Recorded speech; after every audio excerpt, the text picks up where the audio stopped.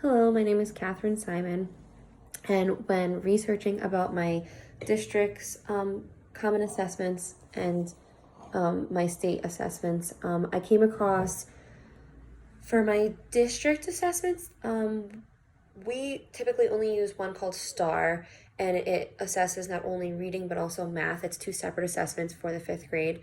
And within these assessments, I learned that the process of choosing the students is everyone is eligible to take the test.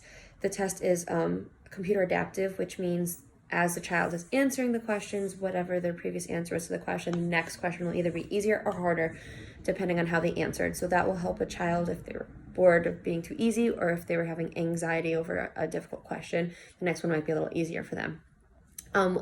When coming up with the accommodations for these assessments, it was stated through Fairfield Public Schools website that accommodations for these assessments is determined by the student's IEP.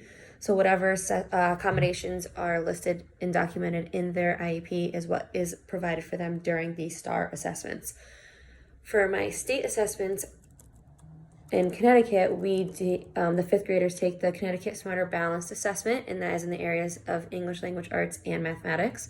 Next Generation Science Standards, Connecticut Alternate Assessment, which is also in English Language Arts and Mathematics, and Connecticut Alternate Science Assessment. So that is all for the fifth grade, and those are taken between March and June, which is a lot for those students.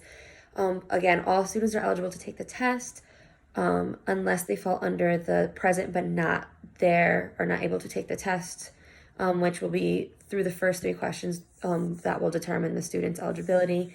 And the teacher can stop the test, talk to the district, and speak about why the student had to stop taking the test or why they couldn't take the test.